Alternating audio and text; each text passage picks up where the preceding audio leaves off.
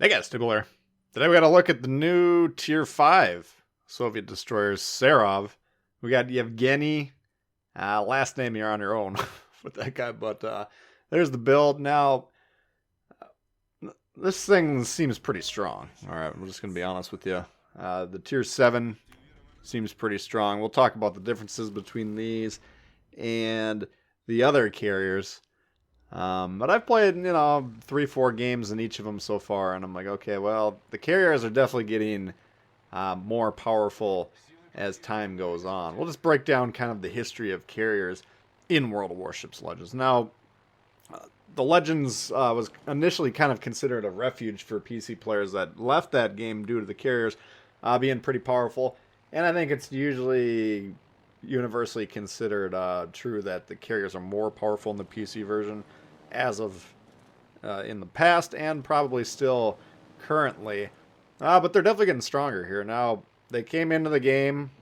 A lot of us were kind of nervous just based on what we'd seen on the PC version. Okay, well, we'll see what happens. And some people said they're going to quit playing the game, and they undoubtedly did. Others maybe were, kind of scared about what was going to happen. But overall, the way the carriers came in the game, not that bad. I mean, if they were played really well, the guy hovered over the destroyers, happened to have some teammates that would shoot the destroyer that you're spotting, well, then that's a powerful way to play them. But in terms of just raw damage, not overly powered. Now, you guys that watch my streams, a couple times a play session, usually I'll go up against a carrier who wants to bomb me for one reason or the other, and there's not a lot you can really do about it. If the carrier decides they want to wreck you, well, that's what's going to go down. Okay, but it usually takes a little bit of time to do so. But then recently, I got spreadsheets on the ship stats. Now I don't keep that detailed stats on the carriers, but I do track the planes. And I noticed that the regen time on the tier 7s, when I updated them, when the Kaga was being tested, I noticed, okay, the regeneration rate on the carriers was slashed, probably about 20%, give or take. And then when I just updated the tier 5 to cover the Serov here, I noticed that those were all cut down as well. So they definitely boosted the plane's performance in terms of regen, which basically allows you to attack with more planes throughout the majority of the match.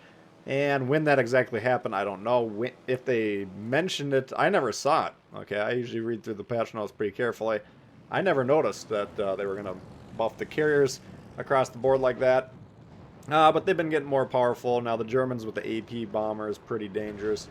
They've tempered them a little bit. But here, what's going on with these Russians? Well, as you can see in the background here, they basically the whole squad strikes at once. So once you get kind of the lead down on these torps, and it's a little bit of a gap in terms of how long it takes them to arm, but it takes a game or two to get kind of the timing down to baseline competency.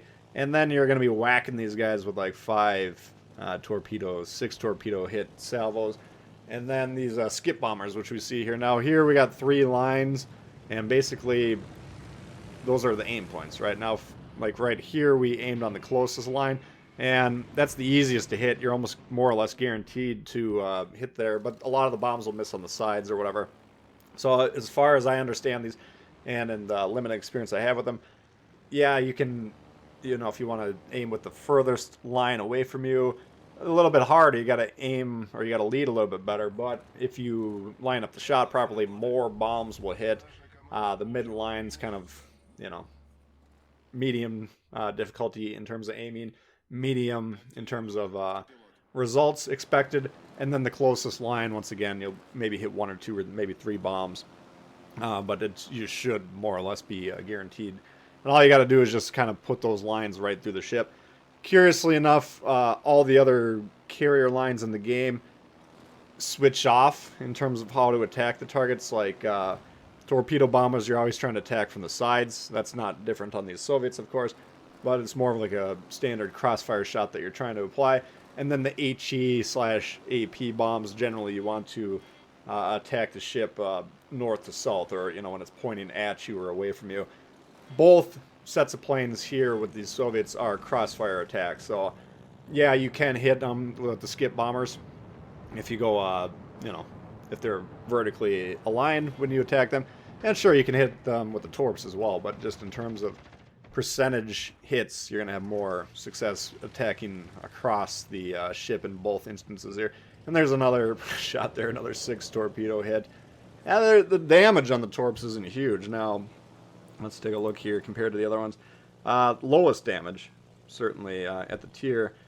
And you can say the same for the bombs as well. Well, except for the Furious. Looks like that's a little bit lower damage on the skip bomb slash HE bomb slash AP bomb thing. But again, you're going to be hitting a lot more of them. So I actually kind of think these carriers are like extremely easy to play.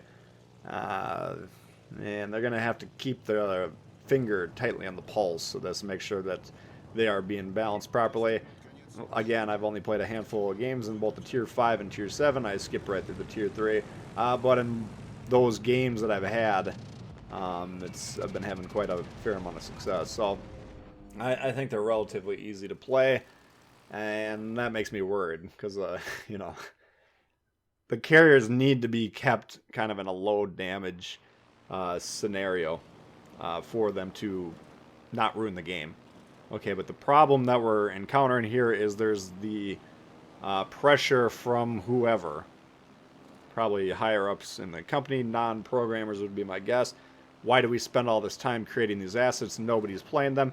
How do we get more people to play them, tune up the damage? Okay, because the problem with the carriers is the XP is not being awarded based on performance, spotting, you know, countering the destroyers, but spotting damage, i.e. damage that your team's accruing based on the fact that you are spotting those ships, otherwise they couldn't damage them. That's not being properly awarded. So the carrier players who aren't really wholly focused on winning and pursuing winning strategies, now they're going to be focused more and more on damage, and they're going to tend to go for the carrier lines that are doing more damage, or if the carriers themselves aren't producing as much damage in these players' minds, then they'll just ignore them. So there's going to be an inherent pressure to continually up-tune these things, make them stronger in terms of damage, and you know, you can't defend yourself against these things. They materialize out of thin air, they can attack you from anywhere, and you know, I mean, maybe you got great AA and it takes them a little bit longer to kill you, but if they decide they want to kill you, they will. And there's really nothing you can do about it, let's just be honest. There's no counterplay for carriers, which is kind of why a lot of people don't like them. I don't massively mind them. I don't think they've ruined the game yet, but I don't see them being a positive impact on the game from my perspective. But as long as they are relegated to being an annoyance as opposed to the god class that cannot be countered and just destroys everything that they come in contact with, that'll ruin the game, and that would turn a lot of people off, myself included. So they need to keep the thumb on the scale properly and make sure that these things don't get too powerful. But these ones, again, my experience compared to the Americans, Japanese, Germans, and British, and congrats on the Kraken there for our teammate who had a great game. Compared to those, these ones just seem... I don't have as much experience with these ones yet, but they seem pretty strong out of the gate, so I think they're pretty easy to use. If you are interested in playing a carrier line, I think this is a good one to pursue. But once again, we just need to hope and pray that the developers don't go too haywire with these things. So you can see we've been doing a pretty good job. 23 torpedo hits.